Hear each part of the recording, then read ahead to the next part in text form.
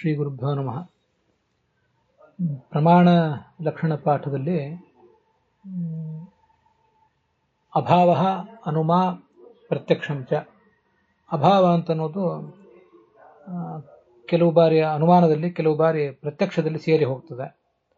ಅದನ್ನು ಪ್ರತ್ಯೇಕ ಪ್ರಮಾಣ ಅಂತ ಪರಿಗಣನೆ ಮಾಡಬೇಕಾಗಿಲ್ಲ ಅಂತ ನಾವು ನೋಡಿದ್ದೇವೆ. ಪ್ರತ್ಯೇಕ ಪ್ರಮಾಣ ಅಂತ ಹೇಳುವವರು ಯಾಕೆ ಹೇಳ್ತಾರೆ ಅನ್ನೋದನ್ನು ಕೂಡ ವಿಚಾರ ಮಾಡಬೇಕು. ಅದು ಒಂದಿಷ್ಟು ಪ್ರಮಾಣ ಪದ್ಧತಿಯಲ್ಲಿ, ಜಯತೀರ್ಥರು ರಚನೆ ಮಾಡಿದ ಪ್ರಮಾಣ ಪದ್ಧತಿಯಲ್ಲಿದೆ. ಮತ್ತೆ ತತ್ವ ನಿರ್ಣಯದಲ್ಲಿಯೂ ಕೂಡ ಒಂದಿಷ್ಟು ಸಂಗತಿ ಬಂದಿದೆ. ಅಭಾವೇನ ಇಂದ್ರಿಯ ಸನ್ನಿಕರ್ಷ ನಾಸ್ತಿ ಇತಿ ಚೇತ್, ಇದು ಮುಖ್ಯವಾದ ಪ್ರಶ್ನೆ. ತತ್ವನಿರ್ಣಯ ಟೀಕಾದಲ್ಲಿ ಬಂದಿರುವಂತಹ ವಾಕ್ಯ ಓದಿದೆ ಅಷ್ಟೆ. ಅನುವಾದ ಮಾಡುವವರು ತತ್ವನಿರ್ಣಯದಲ್ಲಿ ಬಂದಿದೆ ಅಂತ ನೀನು ಹೇಳಬೇಕಾಗಿಲ್ಲ. ನಾನು ಅದನ್ನ ಯಾಕೆ ಅವರು ಪ್ರತ್ಯೇಕ ಪ್ರಮಾಣ ಅಂತ ಹೇಳ್ತಾರೆ ಅನ್ನೋದನ್ನು ತಿಳ್ಕೊಳ್ಳಿಕ್ಕೋಸ್ಕರ ಪ್ರಮಾಣ ಪದ್ಧತಿ ಮತ್ತು ತತ್ವನಿರ್ಣಯಗಳನ್ನು ನೋಡುವಾಗ ಈ ವಿಷಯ ಬಂತಷ್ಟೆ. ನಮ್ಮ ಎದುರಿಗೆ ಒಂದು ಘಟ ಇರ್ತದೆ. ಆ ಘಟಕ್ಕೆ ಒಂದೇನೋ ರೂಪ ಇತ್ಯಾದಿಗಳಿರ್ತವೆ. ಆ ಘಟಕ್ಕೂ ಚಕ್ಷುರೇಂದ್ರಿಯಕ್ಕೂ ಸನ್ನಿಕರ್ಷ ಆಗ್ತದೆ. ಆದ್ದರಿಂದ ಕಣ್ಣಿನಿಂದ ಘಟ ತಿಳಿಯುತ್ತದೆ, ಕಿವಿಯಿಂದ ಶಬ್ದ ತಿಳಿಯುತ್ತದೆ, ಮೂಗಿನಿಂದ ರಸ ತಿಳಿಯುತ್ತದೆ, ಮೂಗಿನಿಂದ ಗಂಧ ತಿಳಿಯುತ್ತದೆ. ಇದೆಲ್ಲ ನಮ್ಗೆ ಕಂಡು ಬಂದಿದೆ. ಆದರೆ ಅಭಾವಕ್ಕೂ ಇಂದ್ರಿಯಕ್ಕೂ ಸನ್ನಿಕರ್ಷ ಆಗೋದು ಹೇಗೆ ಅಂತ ಅವ್ರದ್ದೊಂದು ಪ್ರಶ್ನೆ. ಇದನ್ನ ನಾವು ಅವ್ರ ಪ್ರಶ್ನವನ್ನು ಸ್ವಲ್ಪ ಪರಿಶೀಲಿಸಿ ನೋಡಬೇಕು. ಪ್ರಶ್ನೆ ಪೂರ್ಣ ಅಸಂಬದ್ಧ ಏನಲ್ಲ. ಅಭಾವಕ್ಕೆ ಒಂದು ಸಾಲಿಡ್ ರೂಪ ಇಲ್ಲ, ಒಂದು ಘನವಾದಂತಹ ರೂಪವೇ ಇಲ್ಲಲ್ಲ. ಅದಕ್ಕೆ ಅಭಾವಕ್ಕೆ ನಿರ್ದಿಷ್ಟವಾದಂತಹ ಒಂದು ರೂಪವೇ ಇಲ್ಲ. ಆ ರೂಪ ಇಲ್ಲ, ಆದ್ರಿಂದ ಅದಕ್ಕೆ ಕಾಣಿಸುವುದು ಹೇಗೆ, ಅದು ಕಾಣಿಸೋದು ಹೇಗೆ ಅಂತ ಒಂದು ಪ್ರಶ್ನೆ ಬರ್ತದೆ. ಅದಕ್ಕೆ ರೂಪ ಏನು ಇರಬೇಕಾಗಿಲ್ಲ ಅಂತನ್ನುವುದು ಉತ್ತರ. ನಮಗೆ ಘಟ ಕಣ್ಣಿಗೆ ಕಾಣಿಸ್ತದೆ, ಕಣ್ಣಿಗೆ ಕಾಣಿಸುವುದು ಅನುಭವ ಸಿದ್ಧ ಇದೆ, ಅದರಿಂದ ಸನ್ನಿಕರ್ಷ ಆಗಿದೆ ಅಂತ ತೀರ್ಮಾನ ಮಾಡ್ತೇವೆ. ಹಾಗೆ ಇಲ್ಲೂ ಕೂಡ ಘಟಾಭಾವ ಅಂತನ್ನೋದು ಕಣ್ಣಿಗೆ ಕಾಣಿಸ್ತಾ ಇದೆ ಎದುರುಗಡೆ. ಅಲ್ಲಿ ಏನು ಅನುಮಾನ ಪ್ರಯೋಗ ಮಾಡದೆ ಹೋದ್ರು, ಮತ್ಯಾವುದೇ ಪ್ರಮಾಣವನ್ನು ನಾವಲ್ಲಿ ಉಪಯೋಗ ಮಾಡದೆ ಹೋದ್ರೂ ಕೂಡ ತುಂಬಾ ಸ್ಪಷ್ಟವಾಗಿ ಅದು ಕಾಣಿಸ್ತದೆ. ಅದರಿಂದ ಅಲ್ಲೂ ಕೂಡ ಒಂದು ಸನ್ನಿಕರ್ಷ ಇದ್ದೇ ಇದೆ. ಒಂದು ರೂಪನೇ ಇರಬೇಕಂತ ಏನಿಲ್ಲ. ಅದನ್ನ ಬೇರೆ ಬೇರೆ ಗ್ರಂಥಗಳಲ್ಲಿ ಸಮರ್ಥನೆ ಮಾಡಿದ್ದಾರೆ. ಕೆಲವು ವಸ್ತುಗಳಿಗೆ ರೂಪ ಇರಬೇಕು, ಕೆಲವು ವಸ್ತುಗಳಿಗೆ ರೂಪ ಇರಬೇಕಾಗಿಲ್ಲ. ನಮ್ಮ 5 ಇಂದ್ರಿಯಗಳನ್ನೇ ನಾವು ಪರಿಶೀಲನೆ ಮಾಡಿ ನೋಡಿದರೆ, ಘಟ ತಿಳಿಯಬೇಕಾದ್ರೆ ಅದಕ್ಕೊಂದು ರೂಪ ಇರಬೇಕು. ರೂಪ ಇದ್ದಂಥ ಘಟ ತಿಳಿಯುತ್ತದೆ. ಅದರಲ್ಲೂ ಭೌತವಾದಂತಹ ರೂಪ. ಅಭೌತಿಕವಾದ ಅಪ್ರಾಕೃತವಾದ ರೂಪ ಇದ್ರೆ ನಮ್ಮ ಕಣ್ಣಿಗೆ ತಿಳಿಯೋದಿಲ್ಲ. ಆದರೆ ಕಿವಿಗೆ ಶಬ್ದ ತಿಳಿಬೇಕಾದ್ರೆ ಶಬ್ದಕ್ಕೊಂದು ರೂಪ ಇರಬೇಕಾಗಿಲ್ಲ. ಶಬ್ದಕ್ಕೆ ಒಂದು ಪ್ರತ್ಯೇಕ ಬೇರೆಯಾದ ಗುಣ ಇದ್ರೆ ಸಾಕು. ಎಲ್ಲಾ ಗುಣಗಳು ಆಯಾ ಇಂದ್ರಿಯಕ್ಕೆ ಯೋಗ್ಯ ಆಗಿದೆಯಾ, ಆಯಾ ಇಂದ್ರಿಯದಿಂದ ಅವುಗಳನ್ನು ತಿಳ್ಕೊಳ್ಳುವಂತಹ ಶಕ್ತಿ ನಮಗಿದೆಯಾ ಮತ್ತು ತಿಳಿಯಲ್ಪಡುವಂತಹ ಶಕ್ತಿ ಅವುಗಳಿಗಿದೆಯಾ ಅಂತ ಅನ್ನೋದು ಮುಖ್ಯ ಅಷ್ಟೆ. ಹೊರತು ಅವಕ್ಕೊಂದು ಪ್ರತ್ಯೇಕ ರೂಪ ಇರಬೇಕು ಅಂತ ಏನಿಲ್ಲ. ಗಂಧ ತಿಳಿಯುತ್ತದೆ ಮೂಗಿಗೆ, ಆ ಗಂಧದಲ್ಲಿ ಏನು ರೂಪ ಇಲ್ವಲ್ಲ. ಹೀಗೆ ಪ್ರತಿಯೊಂದು ವಸ್ತುವಿಗೂ ಕೂಡ ಒಂದೇ ರೀತಿಯಾದಂತಹ ನ್ಯಾಯ ಎಲ್ಲಾ ಕಡೆ ಅನ್ವಿತ ಆಗೋದಿಲ್ಲ. ಆದ್ರಿಂದ ಈ ಅಭಾವಕ್ಕೊಂದು ರೂಪ ಇಲ್ಲ ಅಂತ ಯಾರು ಕೂಡ ಪ್ರಶ್ನೆ ಮಾಡಬಾರದು. ಈ ಬೇರೆ ಬೇರೆ ಕಡೆ ಈ ಯುಕ್ತಿ ಮಲ್ಲಿಕಾ ಮೊದಲಾದ ಗ್ರಂಥಗಳಲ್ಲಿ ಒಂದು ಚರ್ಚೆ ಮಾಡಿದ್ದಾರೆ. ಆಕಾಶ ಇದೆ, ಆಕಾಶ ಅಂತನ್ನೋದು ಸಾಕ್ಷಿಗೆ ತಿಳಿದು ಬರ್ತದೆ. ಹೇಗೆ? ಸಾಕ್ಷಿ ಅಂತನ್ನೋದು ಅಂತರಿಂದ್ರಿಯ. ಆಕಾಶ ಅದು ನಮ್ಮೆಲ್ಲ ಸುತ್ತಮುತ್ತ ಎಲ್ಲಾ ಕಡೆ ವ್ಯಾಪಿಸಿರುವಂತಹ ಅವ್ಯಾಕೃತ ಆಕಾಶ ಅಂತಾರದನ್ನ. ಇದು ನಿಮ್ಗೆ ಅರ್ಥ ಆಗಲಿ ಅಂತ ಉದಾಹರಣೆ ಕೊಟ್ಟು ಹೇಳಿದೆ ಅಷ್ಟೇ. ಇಲ್ಲಿರೋದನ್ನೆಲ್ಲ ಅನುವಾದ ಮಾಡಬೇಕಾಗಿಲ್ಲ. ಆಕಾಶ ಅಂತನ್ನೋದು ನಮ್ಮ ಸಿದ್ಧಾಂತದಲ್ಲಿ 2 ಥರದ ಆಕಾಶ. ಪಂಚಮಹಾಭೂತಗಳಲ್ಲಿ ಸೇರಿದ ಆಕಾಶ ಒಂದು, ಮತ್ತೆ ಪಂಚಮಹಾಭೂತಗಳಲ್ಲಿ ಸೇರದೇ ಇರುವಂತಹ ಅವ್ಯಾಕೃತ ಆಕಾಶ, ನಿತ್ಯವಾದ ಅನಾದಿಯಾದಂತಹ ಆಕಾಶ ಮತ್ತೊಂದು. ಪಂಚಮಹಾಭೂತಗಳಲ್ಲಿ ಸೇರಿದ ಆಕಾಶ ಏನಿದೆ ಅದು ಕಣ್ಣಿಗೆ ಗೋಚರ ಆಗೋದೇ ಇಲ್ಲ, ದಿವ್ಯ ದೃಷ್ಟಿಗೆ ಮಾತ್ರ ಗೋಚರ ಆಗ್ತದೆ. ಇನ್ನು ಅವ್ಯಾಕೃತ ಆಕಾಶ ಏನಿದೆ ಹೊರಗಿನ ಕಣ್ಣಿಗೆ ಗೋಚರ ಆಗೋದಿಲ್ಲ, ಹೊರತು ಸಾಕ್ಷೀಂದ್ರಿಯಕ್ಕೆ ಗೋಚರ ಆಗ್ತದೆ. ಅಲ್ಲಿಯೂ ಕೂಡ ಎಲ್ಲೋ ರೂಪ ಇಲ್ವಲ್ಲ ಆಕಾಶಕ್ಕೆ, ಅದು ಹೇಗೆ ಗೋಚರ ಆಗ್ತದೆ ಅಂತ ಏನೋ ಪ್ರಶ್ನೆ ಮಾಡಿದ್ದಾರೆ. ರೂಪ ಏನು ಇರಬೇಕಾಗಿಲ್ಲ. ವಸ್ತುವಿಗೆ ಅಸ್ತಿತ್ವ ಇದೆಯೋ ಇಲ್ಲೋ, ಅದು ವಸ್ತು ಸತ್ತಾಗಿದೆ, ಅದು ಇದ್ರೆ ಕಾಣಿಸ್ಬೇಕು, ಇದ್ರೆ ಕಂಡೇ ಕಾಣ್ತದ. ಹಾಗೆ ನಮ್ಮ ಕಣ್ಣಲ್ಲಿ ಬಿಟ್ಟು ನಾವು ನೋಡಿದ್ವಿ, ಕಣ್ಣು ತೆರೆದು ಭೂತಲದ ಕಡೆ ನೋಡಿದ್ವಿ, ಭೂತಲ ಕಣ್ಣಿಗೆ ಕಾಣಿಸ್ತು. ನಮ್ಮ ಎದುರಿಗಿರುವಂತಹ ಟೇಬಲ್ ಕಣ್ಣಿಗೆ ಕಾಣಿಸ್ತು, ಟೇಬಲ್ ಮೇಲೆ ಏನು ಕಣ್ಣಿಗೆ ಕಾಣಿಸ್ತಾ ಇಲ್ಲ. ಘಟ ಇದ್ದರೆ ಟೇಬಲ್ ಮೇಲೆ ಕಣ್ಣಿಗೆ ಕಾಣಿಸ್ಬೇಕಿತ್ತು, ಭೂತಲದಲ್ಲಿ ಕಾಣಿಸ್ಬೇಕಿತ್ತು. ಘಟ ಕಾಣಿಸ್ಲಿಲ್ಲ. ಯಾಕೆ ಅಂದ್ರೆ ಅದು ಅಭಾವ ಅಂತ ಅನ್ನೋದು ಕಣ್ಣಿಗೆ ಯೋಗ್ಯವಾಗಿದೆ. ಆದ್ರಿಂದಲೇ ಆ ಅಭಾವ ಅಂತ ಅನ್ನೋದು ನಮಗೆ ಕೂಡಲೇ ಕಣ್ಣು ಬಿಟ್ಟು ನೋಡಿದ ಕೂಡಲೇ ಅಲ್ಲಿ ಕಾಣಿಸಿಬಿಡ್ತದೆ. ಹೀಗೆ ತತ್ವನಿರ್ಣಯ ಟೀಕಾದಲ್ಲಿ ಮತ್ತು ಪ್ರಮಾಣ ಪದ್ಧತಿ ಟೀಕಾದಲ್ಲಿ ಜಯತೀರ್ಥರೇ ಅದನ್ನ ವರ್ಣಿಸಿದ್ದಾರೆ. ಮತ್ತೆ ಅಲ್ಲಿ ಪರಾಮರ್ಶ ಅಪರಾಮರ್ಶಾಭ್ಯಾಮ್ ವಿಶೇಷ ಅಂತ ಬಂದಿದೆಯಲ್ಲ, ಅನುಮಾನದಿಂದ ತಿಳಿಯುವುದೆಲ್ಲಿ ಅಂದ್ರೆ ಅದಕ್ಕೊಂದು ಸ್ಥಳ ಬೇರೆ ಇದೆ. ಅಪರಾಮರ್ಶ ಅಂದ್ರೆ ಅನುಮಾನದಿಂದ ತಿಳಿಯದೇನೆ ನೇರವಾಗಿ ತಿಳಿಯುವುದು ಅಂತ ಅದರ ತಾತ್ಪರ್ಯ. ಅದಕ್ಕೆ ನಾವು ಒಂದು ಕತ್ತಲಲ್ಲಿ ಕೈಕಾಲು ಅಲ್ಲಾಡಿಸಿ ತಿಳಿದ್ರೆ ಅದನ್ನ ತತ್ವನಿರ್ಣಯ ಟೀಕಾದಲ್ಲಿ ಹೇಳಿದ್ದಾರೆ. ಒಂದು ಉದಾಹರಣೆ ನಾನು ಆವಾಗ ಹೇಳಿದ್ದೆ ಅಂತ ನೆನಪು. ಅಂಧಕಾರದಲ್ಲಿ ಇಲ್ಲಿ ನಮ್ಮ ಎದುರುಗಡೆ ಏನಾದರೂ ವಸ್ತು ಇದೆಯೋ ಇಲ್ವೋ ಅಂತ ಒಂದು ಆಲೋಚನೆ ಅವನಿಗೆ ಬರ್ತದೆ. ಹಸ್ತಪ್ರಸಾರಣ ಅದು ಕೃತೆ, ಕೈಕಾಲು ಅಲ್ಲಾಡಿಸ್ತಾನೆ. ಅಷ್ಟು ಮಾಡಿದ್ರೂ ಕೂಡ ಘಟನೂ ಕಾಣಲಿಲ್ಲ, ಪಟವೂ ಕಾಣಲಿಲ್ಲ, ಏನೂ ಕಾಣಲಿಲ್ಲ. ಆವಾಗ ಇಲ್ಲಿ ಪಟ ಇಲ್ಲ, ಘಟ ಇಲ್ಲ ಅಂತ ಏನು ತಿಳ್ಕೊತಾನಲ್ಲ, ಅದು ಅನುಮಾನದಿಂದ ಬಂದಂತಹ ಜ್ಞಾನ.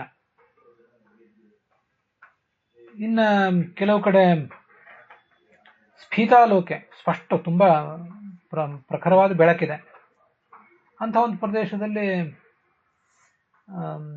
ಘಟ ಇಲ್ಲ ಅಂತ ತಿಳಿದು ಬಂತು. ನಾನು ಹೇಳಿದೆ ಮೊನ್ನೆ ಒಂದೆರಡು ಉದಾಹರಣೆ, ಆನೆ ಇಲ್ಲ ಅಂತ ತಿಳಿದು ಬಂತು. ಅದೆಲ್ಲ ಪ್ರತ್ಯಕ್ಷದಿಂದಲೇ ಕಂಡು ಬಂದಿರುವಂತಹ ಜ್ಞಾನ. ಒಂದಿಲ್ಲೋ ಸಣ್ಣ ಸೂಜಿಯೋ ಮತ್ತೊಂದೇನೋ ಸೂಕ್ಷ್ಮವಂತ ವಸ್ತು ಎಲ್ಲಿಯಾದರೂ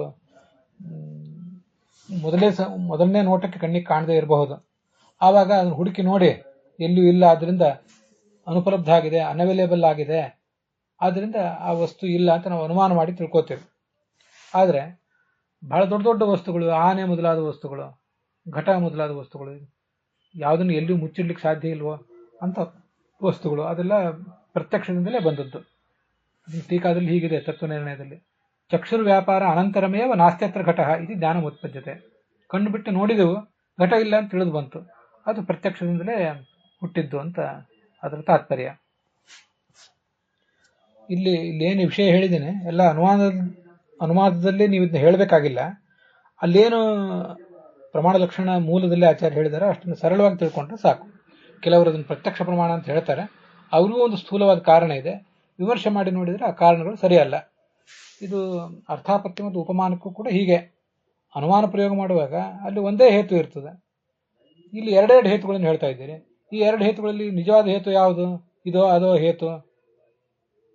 ಬದುಕಿದ್ದಾನೆ ಆದ್ರೆ ಮನೆಯೊಳಗಿಲ್ಲ, ಇಲ್ಲಿ ಬದುಕಿದ್ದಾನೆ ಅನ್ನೋದು ಹೇತುವೋ ಮನೆಯೊಳಗಿದ್ದಾನೆ ಅನ್ನೋದು ಹೇತುವೋ ಯಾವುದು ಅಂತ ಹೀಗೆಲ್ಲ ಅವ್ರು ಪ್ರಶ್ನೆ ಮಾಡ್ತಾ ಹೋಗ್ತಾರೆ. ಆ ಥರ ತಾವೇ ಆ ಥರದ ಪ್ರಶ್ನೆ ಮಾಡಿಕೊಂಡು ಆದ್ರಿಂದ ಇದು ಅನುಮಾನ ಪ್ರಮಾಣ ಅಲ್ಲ ಅಂತ ಅವ್ರು ತೀರ್ಮಾನ ಮಾಡ್ತಾರೆ. ನಾವು ಹೇಳ್ತೀವಿ ಬದುಕಿದ್ದಾನೆ ಅನ್ನೋ ಒಂದು ಕಾರಣ, ಅದೊಂದು ಪ್ರತ್ಯೇಕವಾಗಿ ಏನು ಕಾರಣ ಅಲ್ಲ. ಮನೆಯಲ್ಲಿ ಇಲ್ಲ ಅಂತ ಅನ್ನೋದು ಪ್ರತ್ಯೇಕವಾದ ಕಾರಣ ಏನಲ್ಲ, ಎರಡೂ ಸೇರಿಸಿ ಒಂದು ಕಾರಣ ಆಗಬಹುದು. ಹೇತುಗಳು ಅಂದ್ರೆ ಒಂದೇ ಹೇತು ಇರಬೇಕಂತ ಏನಿಲ್ಲ, ಎರಡೆರಡು ಹೇತುಗಳನ್ನು ಒಂದ್ ಕಡೆ ಇರಬಹುದು. ಒಂದೇ ಹೇತುವಿಗೆ ಒಂದೇನಾದ್ರೂ ವಿಶೇಷಣ ಇರಬಹುದು, ಅದರೊಳಗೆ ಸೇರಿ ಹೋದಂತಹ ವಿಶೇಷಣ. ಆದ್ರಿಂದ ಅಲ್ಲಿಯೂ ಕೂಡ ಅನುಮಾನ ಪ್ರಮಾಣದಿಂದಲೇ ತಿಳಿಯುತ್ತದೆ ಅಂತ ಹೀಗೆ ಸರಳವಾಗಿ ನಾವು ಅಲ್ಲಿ ಹೇಳಿದ್ದನ್ನ ತಿಳ್ಕೊಂಡ್ರೆ ಸಾಕು. ಇಲ್ಲಿ ನೋಡಿ ತತ್ವನಿರ್ಣಯ ಮೂಲದಲ್ಲಿ, ನಾನು ಟೀಕಾ ಈಗ ಓದಿದೆ, ತತ್ವನಿರ್ಣಯ ಮೂಲದಲ್ಲಿ ಓದಿದೆ. ಕ್ವಚಿತ್ ಘಟಾದ್ಯಭಾವೋಪಿ ಪ್ರತ್ಯಕ್ಷೇಣ ಅವಗಮ್ಯತೆ. ಕೆಲವೊಂದು ಕಡೆ ಘಟಾಭಾವವನ್ನು ಕೂಡ ಪ್ರತ್ಯಕ್ಷದಿಂದಲೇ ತಿಳ್ಕೋತೇವೆ. ಯಾಕೆಂದ್ರೆ ಝಟಿತಿಯೇವ ಪರಿಜ್ಞಾನ, ಕೂಡಲೇ ತಿಳಿದು ಬಂದಿರುವುದರಿಂದ. ಅಲ್ಲಿ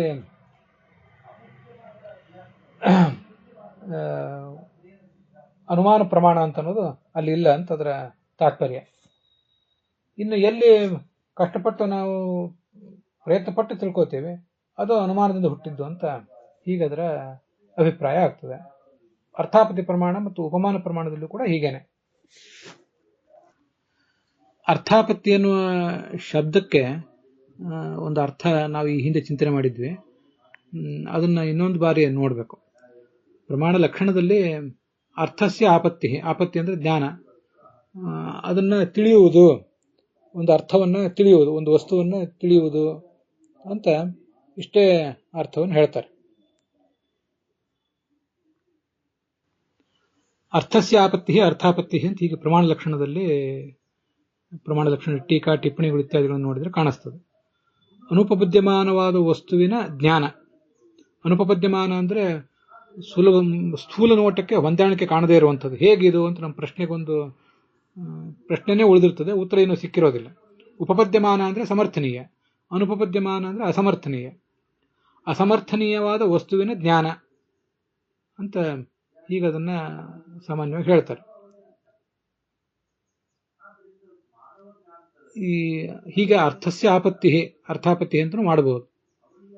ದೇವದತ್ತ ಮನೆಯಿಂದ ಹೊರಗಡೆ ಇದ್ದಾನೆ ಅನ್ನುವುದೊಂದು ಅರ್ಥ, ಅದರ ಜ್ಞಾನ ಅಂತೇಳಿ. ತತ್ವನಿರ್ಣಯ ಟೀಕಾದಲ್ಲಿ, ತತ್ವನಿರ್ಣಯ ಮೂಲದಲ್ಲಿ ಅರ್ಥತಃ ಪ್ರಾಪ್ತಿ, ಅರ್ಥದಿಂದ, ಅರ್ಥೇನ ಪ್ರಾಪ್ತಿ, ಅರ್ಥೇನ ಆಪತ್ತಿ, ಅರ್ಥಾಪತ್ತಿ ಅಂತ ಹೀಗೊಂದು ಅರ್ಥ ಹೇಳಿದ್ದಾರೆ. ಅದು ಹೆಚ್ಚು ಮುಖ್ಯವಾದ ಅರ್ಥ. ಅರ್ಥತಃ ಅಥವಾ ಅರ್ಥೇನ ಅಂತಿದೆಯಲ್ಲ, ಅದಕ್ಕೇನರ್ಥ ಅಂದ್ರೆ ಅನುಪಪದ್ಯಮಾನವಾದ ಒಂದು ಸಂಗತಿಯ ದರ್ಶನದಿಂದ, ಅರ್ಥಸ್ಯ ದರ್ಶನಾತ್ ಅಂತ ಹೀಗಾದ್ರೆ ಅರ್ಥ. ಅಸಮರ್ಥನೀಯವಾದ ಒಂದು ವಸ್ತುವಿನ ಜ್ಞಾನದಿಂದ ಇನ್ನೊಂದು ಸಂಗತಿಯನ್ನು ಊಹಿಸುವುದು. ಅಸಮರ್ಥನೀಯವಾದ ಒಂದು ಸಂಗತಿ ಅಂದ್ರೆ ಮೊದಲನೇ ಸಂಗತಿ ಯಾವುದು ಅಂದ್ರೆ ಬದುಕಿದ್ದಾನೆ ಆದ್ರೆ ಮನೆಯೊಳಗಿಲ್ಲ ಅಂತನ್ನುವುದು ಮೊದಲನೇ ಸಂಗತಿ. ಇದು ಈಗ ಅಸಮರ್ಥನೀಯ. ಬದುಕಿದ್ದಾನೆ ಆದ್ರೆ ಮನೆಯಲ್ಲಿಲ್ಲ ಅಂದ್ರೆ ಹಾಗಾದ್ರೆ ಏನಿದು ಅಂತ ಸ್ಥೂಲ ನೋಟಕ್ಕೆ ನಮಗೆ ಸಮರ್ಥನೆ ಕಾಣಿಸ್ತಾ ಇಲ್ಲ. ಇದರ ಆಧಾರದಿಂದ ಮತ್ತೊಂದು ಸಂಗತಿಯನ್ನ ಊಹಿಸುವುದು, ಹೊರಗಿದ್ದಾನೆ ಅಂತ ಊಹಿಸುವುದು ಅಂತ. ಹೀಗೆ ಅರ್ಥೇನ ಆಪತ್ತಿ ಅರ್ಥಾಪತ್ತಿ, ಅರ್ಥಸ್ಯ ಆಪತ್ತಿ ಅರ್ಥಾಪತ್ತಿ ಎರಡನ್ನು ಕೂಡ ನಾವು ತಿಳ್ಕೋಬಹುದು. ಅದನ್ನ ಟೀಕಾದಲ್ಲಿ, ತತ್ವನಿರ್ಣಯ ಟೀಕಾದಲ್ಲಿ ಹೇಳಿದ್ದಾರೆ. ಅರ್ಥತಃ ಅಂದ್ರೆ ಅನುಪಪದ್ಯಮಾನಸ್ಯ ಅರ್ಥಸ್ಯ ದರ್ಶನಾತ್, ಇದು ನೋಡಿ ಮೊದಲನೇದು ತೃತೀಯ ತತ್ಪುರುಷ. ಮುಂದೆ ಅರ್ಥಸ್ಯ ಆಪತ್ತಿ, ತದುಪಪಾದಕ ಅರ್ಥಾಂತರ ಪ್ರಮಿತಿ, ಇನ್ನೊಂದು ವಸ್ತುವಿನ ಜ್ಞಾನ, ಅರ್ಥಾಂತರಸ್ಯ ಪ್ರಮಿತಿ, ಅರ್ಥಾಂತರ ಪ್ರಮಿತಿ, ಷಷ್ಠಿ ತತ್ಪುರುಷ ಸಮಾಸ. ಹೀಗೆ ಎರಡು ಥರನೂ ಇಟ್ಕೋಬಹುದು.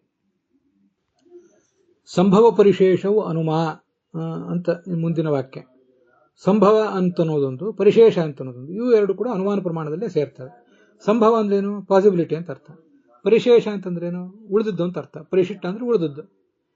ಈಗ ಸಂಭವ ಅಂತನ್ನೋದನ್ನ ಪ್ರತ್ಯೇಕ ಪ್ರಮಾಣ ಅಂತ ಹೇಳೋರಿದ್ದಾರೆ, ಪರಿಶೇಷ ಅಂತ ಅನ್ನೋದನ್ನು ಪ್ರತ್ಯೇಕ ಪ್ರಮಾಣ ಅಂತ ಹೇಳೋರಿದ್ದಾರೆ. ಇವರು ಎಲ್ಲರಿಗೂ ಸಮಸ್ಯೆ ಏನಂದ್ರೆ, ಪರ್ವತಃ ವನ್ಯಮಾನ್ ಧೂಮಾತ್ ಅಂತ ಏನು ಪ್ರಸಿದ್ಧವಾದ ಅನುಮಾನ ಮತ್ತು ಅದರ ದೃಷ್ಟಾಂತಗಳಿವೆ, ಆ ಥರ ಇವೆಲ್ಲ ಉಳಿದದ್ದೆಲ್ಲ ಇಲ್ಲ. ಅರ್ಥಾಪತ್ತಿ ಇಲ್ಲ, ಉಪಮಾ ಇಲ್ಲ, ಸಂಭವ ಇಲ್ಲ, ಪರಿಶೇಷ ಇಲ್ಲ ಅನ್ನೋದೇ ಅವ್ರ ಸಮಸ್ಯೆ. ಆದರೆ ಅನುಮಾನ ಎಲ್ಲವೂ ಒಂದೇ ರೀತಿಯಾಗಿ ಇರಬೇಕಾದ್ದಿಲ್ಲ. ಅದಕ್ಕೆ ಅಲ್ಲಲ್ಲೇ ಸ್ವಲ್ಪ ಸ್ವಲ್ಪ ವ್ಯತ್ಯಾಸ ಇರ್ತದೆ. ಅದನ್ನೆಲ್ಲ ಬೇರೆ ಬೇರೆ ಗ್ರಂಥದಲ್ಲಿ ಅನುಮಾನದ ಪ್ರಭೇದಗಳನ್ನು ತೋರಿಸಿದ್ದಾರೆ. ಹಾಗೆ ಸಂಭವ ಮತ್ತು ಪರಿಶೇಷಗಳು ಕೂಡ ಪ್ರಮಾಣಗಳೇ. ಅದೇನು ಸಂಭವ ಅಂತಂದ್ರೆ, ಅಲ್ಪ ಪ್ರಮಾ ಸಾಧನವಾದಂತಹ ಬಹುಲಜ್ಞಾನ ಏನಿದೆ ಅದು ಸಂಭವ. ಬಹುಲಜ್ಞಾನ ಮೊದಲು ನಮಗಾಗ್ತದೆ, ಅಂದ್ರೆ ಬಹಳ ವಸ್ತುಗಳ ಬಗ್ಗೆ ಜ್ಞಾನ ಆಗ್ತದೆ. ಅದಾದ್ಮೇಲೆ ಅಲ್ಪ ಜ್ಞಾನ ಆಗ್ತದೆ. ಈಗ ಒಬ್ಬ ವ್ಯಕ್ತಿ ಲಕ್ಷಾಧಿಪತಿ ಆಗಿದ್ದಾನೆ ಅಂತ ತಿಳಿದು ಬಂದ್ರೆ,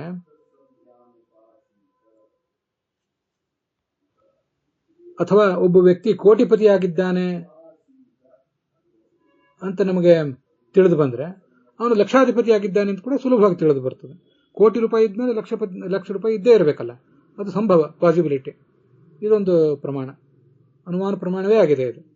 ಇನ್ನು ಪರಿಶೇಷ ಅಂದ್ರೆ, ನಮ್ಮ ಎದುರಿಗಿರುವಂತಹದ್ದೊಂದು ವೃಕ್ಷ ಅಂತ ಗೊತ್ತಾಯ್ತು, ಆದ್ರೆ ಇದು ಮಾವಲ್ಲ. ನಾವು ನೋಡಿದ್ದು ಮಾವು, ಬೇವು, ಹಲಸು ಇತ್ಯಾದಿ ಬೇರೆ ಬೇರೆ ಮರಗಳನ್ನು ನೋಡಿದ್ದೇವೆ. ಅದ್ಯಾವುದೂ ಇದು ಅಲ್ಲ ಅಂದಮೇಲೆ ಹೊಸದು ಯಾವುದೋ ವೃಕ್ಷ ಅಂತ ತೀರ್ಮಾನ ಮಾಡ್ತೀವಿ. ವೃಕ್ಷವೇ ಅಲ್ಲ ಅಂತ ಅದನ್ನು ಅಲ್ಲಗಳೆಯೋದಿಲ್ಲ. ಪರಿಶಿಷ್ಟ ಅಂದ್ರೆ ಉಳಿದದ್ದು. ಒಂದು 10 ಥರದ ವೃಕ್ಷಗಳಿವೆ, 9 ಯಾವುದೋ ಅಲ್ಲ ಅಂದಮೇಲೆ 10ನೇದ್ದೇ ಆಗಿರಬೇಕು ಅಂತ ತೀರ್ಮಾನ ಮಾಡ್ತೀವಿ. ಅದು ಅಲ್ಲದೆ ಹೋದ್ರೆ 11 ಯಾವುದೋ ಮತ್ತೆ ಇನ್ನೊಂದು ಅಂತ ಯಾರನ್ನಾರು ಕೇಳಿ ತಿಳ್ತೀವಿ, ಅದಕ್ಕೆ ಏನು ಹೆಸರು ಅಂತೆಲ್ಲ ಕೇಳಿ ತಿಳ್ಕೋತೀವಿ. ಅಂತೂ ಅದು ಒಂದು ರೀತಿಯಾದ ಪ್ರಮಾಣವೇ. ಪರಿಶೇಷ ಅಂದ್ರೆ ಉಳಿದದ್ದು ಅಂತ ಹೀಗಾದ್ರೆ ಅರ್ಥ. ಅರ್ಥಾಪತ್ತಿ, ಉಪಮಾ, ಸಂಭವ, ಪರಿಶೇಷ ಎಲ್ಲಾ ಕಡೆಯೂ ಕೂಡ ಯಾವುದನ್ನು ಬೇಸ್ ಆಗಿ ಇಟ್ಕೊಂಡಿರ್ತೀವಲ್ಲ, ಮೊದಲನೇ ತಿಳುವಳಿಕೆ ಏನಿದೆಯಲ್ಲ ಅದು ಬೇಸ್, ಅದು ಹೇತು. ಆಮೇಲೆ ಅದರ ರಿಸಲ್ಟ್ ಆಗಿ ಇನ್ನೊಂದು ತಿಳುವಳಿಕೆ ಏನು ಪಡ್ಕೋತೀವಲ್ಲ, ಆ ತಿಳುವಳಿಕೆಗೆ ವಿಷಯವಾದನ್ನೇ ಸಾಧ್ಯ ಅಂತೀವಿ. ಅಂತೂ ಎಲ್ಲವೂ ಅನುಮಾನಗಳೇ ಈ ದೃಷ್ಟಿಯಿಂದ ಅಂತ ನಾವು ಇದನ್ನೆಲ್ಲ ಅನುಮಾನದಲ್ಲಿ ಸೇರಿಸಬಹುದು. ಅಲ್ಲಿಗೆ ಈ ಭಾಗ ಸಮಾಪ್ತ ಆಗಿದೆ.